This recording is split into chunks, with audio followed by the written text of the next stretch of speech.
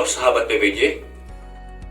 Jadi instansi saya ini pengen melakukan pengadaan. Jadi pengadaannya itu irigasi di pedesaan, terus pemeliharaan MCK, pokoknya yang sederhana gitulah. Dan kami ini melaksanakannya secara swakelola. Tapi saya nggak tahu nih, tipe swakelola yang cocok untuk pengadaannya yang mana ya? Tipe 1, 2, 3, atau 4?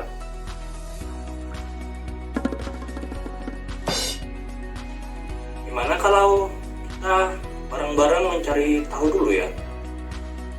Sini.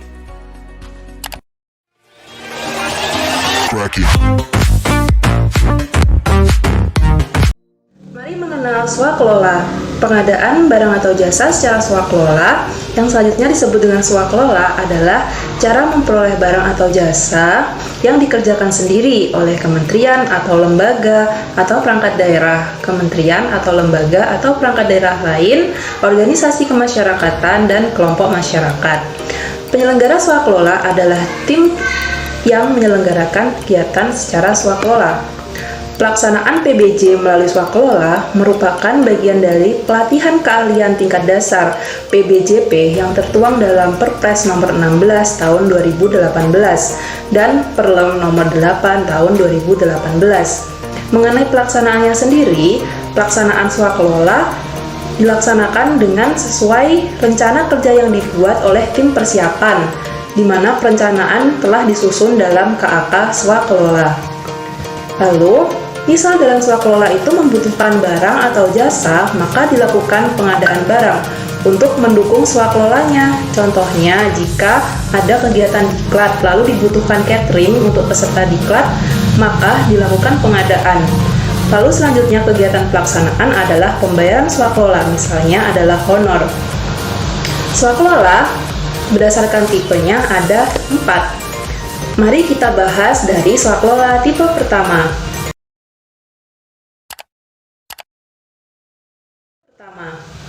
Tipe 1 direncanakan, dilaksanakan, dan diawasi oleh kementerian, lembaga, atau perangkat daerah penanggung jawab anggaran.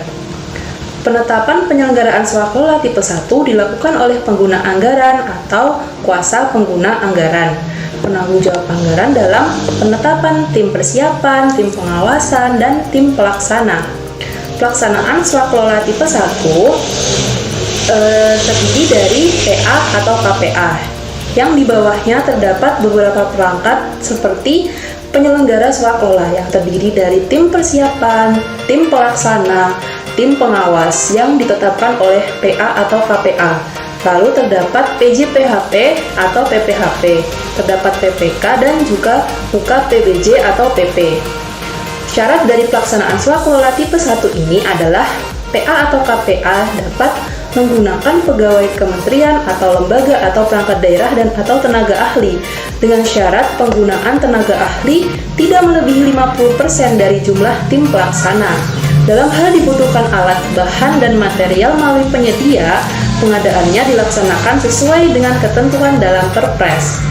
PJPHP atau PPHP melakukan pemeriksaan administratif terhadap hasil pelaksanaan swakelola yang akan diserah terimakan.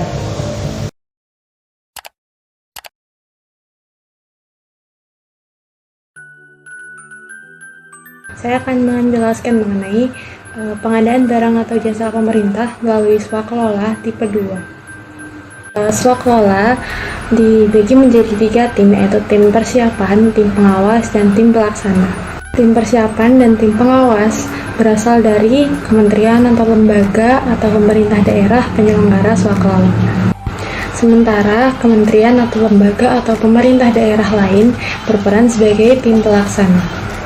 Pada pelaksanaan swakelola tipe kedua, KL atau PD penanggung jawab terdiri atas UKPBJ atau PP, yaitu pejabat pengadaan, tim persiapan dan tim pengawas yang ditetapkan oleh PA atau KPA, pejabat pemeriksa hasil pekerjaan atau panitia pemeriksa hasil pekerjaan, dan PPK. Sedangkan pada KL atau PD lain sebagai pelaksana swakelola terdiri atas tim pelaksana dan PP atau UKPBJ. Berikut adalah hal-hal yang harus diperhatikan dalam pelaksanaan swakelola tipe 2. Yang pertama adalah pelaksanaan harus sesuai dengan spesifikasi teknis atau KAK yang telah ditetapkan oleh PPK. Yang kedua, pengajuan kebutuhan tenaga kerja, peralatan, dan material harus sesuai dengan rencana kegiatan. Yang ketiga, penggunaan tenaga kerja, peralatan, dan material harus sesuai dengan jadwal yang telah ditetapkan dalam kontrak. Yang keempat, penerimaan atau penggunaan tenaga kerja, peralatan, dan material harus dilaporkan oleh tim pelaksana. Yang kelima, melakukan pelaporan dan dokumentasi yang terdiri dari laporan pendahuluan. Lalu ada laporan antara, kemudian ada laporan draft akhir. Kemudian ada laporan akhir, yaitu memuat hasil akhir kegiatan swakelola. Lalu ada laporan bulanan, dan yang terakhir adalah laporan tahapan kegiatan. Laporan ini hanya khusus untuk swakelola berupa pekerjaan konstruksi, pemeliharaan, dan perawatan. Kemudian swakelola tidak dapat dialihkan kepada pihak lain. Pembayaran dilakukan oleh PPK sesuai kontrak yang telah disepakati. Penyerahan hasil pekerjaan dilakukan dengan ketentuan. Tim pelaksana menyerahkan pekerjaan dan laporan pelaksanaan kepada PPK melalui BAST hasil pekerjaan. Serah terima dilakukan setelah diperiksa oleh tim pengawas. PPK menyerahkan hasil pekerjaan kepada PA atau KPA meminta PJPHP atau PPHP untuk melakukan pemeriksaan administratif terhadap barang atau jasa yang akan diserah terimakan. Pelaksana swakelola tipe 2 dapat dilakukan oleh kementerian atau lembaga atau pemerintah daerah yang mempunyai tugas dan fungsi yang sesuai dengan pekerjaan swakelola yang akan dilaksanakan. Kemudian ada BLU dan perguruan tinggi negeri. Demikian penjelasan mengenai pelaksanaan swakelola tipe 2. Semoga bermanfaat.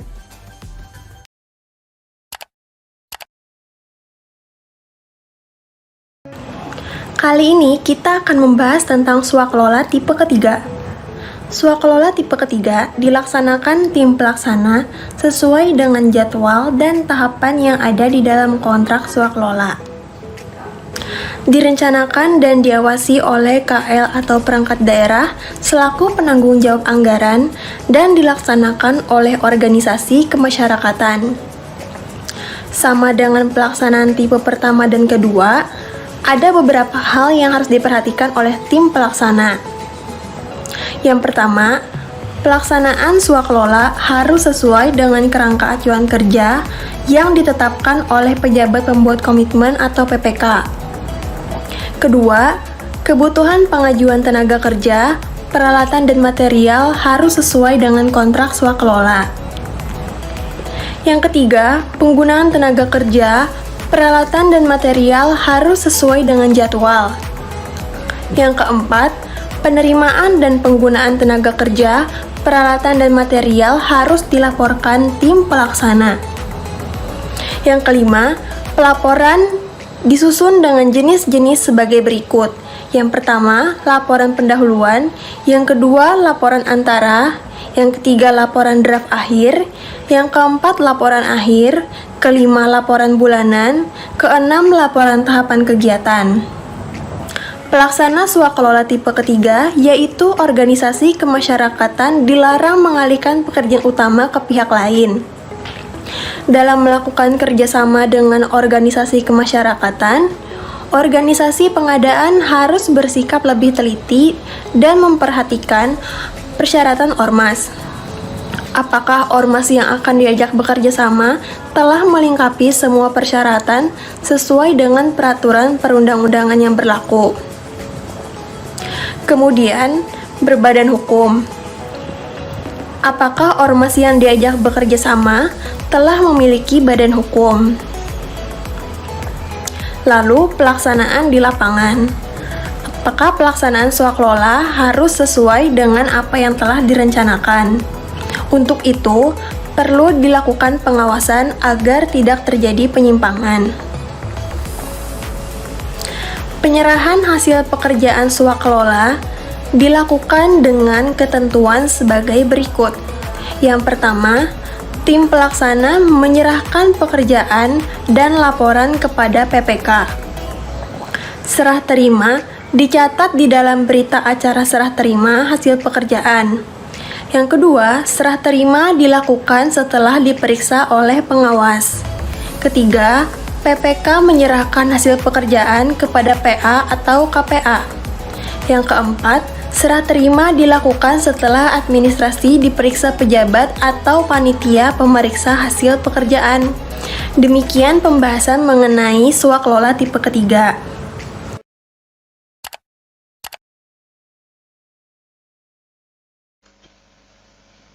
Ya, saya akan melanjutkan penjelasan tentang pengadaan barang dan jasa melalui swaklola tipe 4.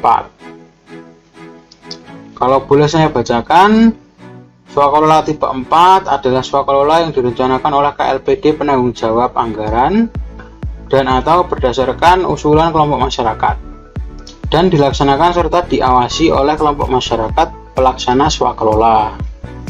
Berarti swaklola tipe 4 ini dilaksanakan sepenuhnya oleh kelompok masyarakat. Namun untuk perencanaan seperti penetapan output tetap ditetapkan oleh PA KPA Satker yang memiliki pagu anggaran serta memiliki tusi dalam pengadaan tersebut, ya. Lalu berarti juga ada pendelegasian dari Satker kepada kelompok masyarakat. Nah, dapat dilihat pada bagan bahwa ada kesepakatan bersama, nota kesepakatan antara PA KPA Satker dengan penanggung jawab Pokmas atau kelompok masyarakat. Nah, setelah ada kesepakatan tersebut dilanjutkan dengan penetapan KAK atau TOR dan juga RAB. RAB ini bersifat bottom up karena merupakan usulan dari Pokmas kepada PPK Satker yang selanjutnya oleh PPK Satker akan diteliti, disesuaikan, dicocokkan dengan pagu yang ada karena usulan dan pagu harus klop baru bisa dilaksanakan kontrak. Yang kontrak ini nanti ditandatangani oleh PPK dan juga pimpinan Pokmas. Nah, kontrak menjadi dasar pelaksanaan swaklola tipe 4. Nah, dalam pelaksanaannya pimpinan Pokmas ini membentuk 3 tim. Nah, tim yang pertama itu tim persiapan, yang kedua tim pelaksanaan, yang ketiga tim pengawasan. Untuk tim persiapan yang dilakukan ya sama seperti persiapan PBG swaklola yang lain. Untuk pelaksanaan di sini ada beberapa catatan khusus bahwa apabila akan melakukan pengadaan barang dan jasa seperti material atau alat-alat bahan gitu ya, yang melalui penyedia harus dilaksanakan sesuai dengan PBJ yang ditetapkan dalam peraturan yang berlaku itu, dan juga besarannya sudah harus dimuat dalam kontrak yang telah disepakati. Catatan yang kedua bahwa pekerjaan ini, kontrak ini tidak dapat dialihkan, dipindah tangankan dari Pokmas A ke Pokmas yang lain, dari Pokmas A ke Pokmas B, begitu ya, tidak boleh. Walaupun Pokmas A dalam kondisi tidak mampu melaksanakan kewajibannya atau tidak mampu untuk meneruskan pekerjaan utamanya. Nah, ini tuh tetap tidak boleh untuk dipindah tangankan, tapi ada alternatif lain seperti pembuatan kontrak terpisah oleh PPK tuh ya. Lalu untuk tim pengawas, nah, tim pengawas ini tuh harus profesional karena mereka mengawasi teman-teman sendiri notabene ya. Nah, kalau ada temuan-temuan harus dilaporkan kepada pimpinan masyarakat dan juga PPK Satker penanggung jawab anggaran. Lalu ini tuh untuk apa toh? Nah, swakelola tipe 4 ini diperlukan apabila proyek atau pengadaannya itu memerlukan partisipasi langsung oleh masyarakat dan juga memberikan manfaat atau kepentingan langsung juga kepada masyarakat dengan melibatkan masyarakat yang mumpuni atau mampu untuk melaksanakan pekerjaan. Kalau boleh dibilang ya dari, oleh, dan untuk masyarakat. Manfaat yang diperoleh masyarakat pun tidak sebatas bentuk fisik atau output. Nah, ini yang bagus dari swakelola tipe 4, bahwa swakelola tipe 4 dapat menciptakan lapangan pekerjaan yang padat karya. Nah, masyarakat sekitar yang ikut berpartisipasi itu mendapatkan manfaat ekonomi gitu, penghasilan dari proyek tersebut, dan saat proyek tersebut jadi 100% gitu ya, mendapatkan manfaat dari fisik, output atau bangunan.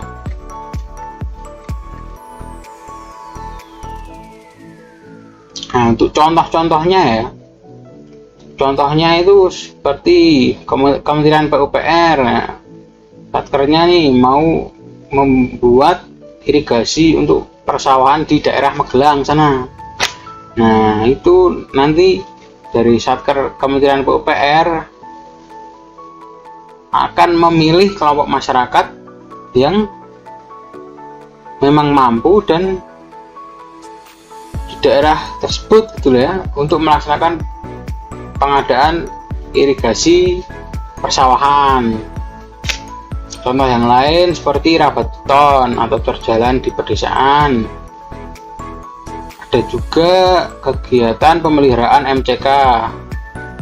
Masih ada ini di pedesaan-pedesaan, dan juga pekerjaan sederhana yang lainnya. Semoga penjelasan dari saya dapat mudah dipahami dan memberikan manfaat pada Anda. Rahayu. Swakelola tipe 1 Swakelola dimulai dari pelaksanaan atau KPA yang di bawahnya terdapat beberapa tahapan yang ada di dalam dan atau berdasarkan usulan kelompok masyarakat. Pengadaan irigasi persawahan. Contoh yang lain seperti rabat beton atau berjalan di pedesaan. Jadi kalau untuk pekerjaan sederhana dan tipe swakelola 4 yang cocok untuk instansi saya ini, cocoknya swakelola tipe 4 ini. Jadi yang bekerja sama itu dari PA atau KPA, penanggung jawab anggaran, dan penanggung jawab kelompok masyarakatnya. Terus kontrak swakelola ini ditandatangani oleh pimpinan kelompok masyarakatnya. Terima kasih ya sahabat PBJ sudah mengikuti kegiatan saya hari ini. Akhirnya saya sudah menemukan jawaban tipe swakelola yang mana yang cocok untuk instansi saya. Terima kasih.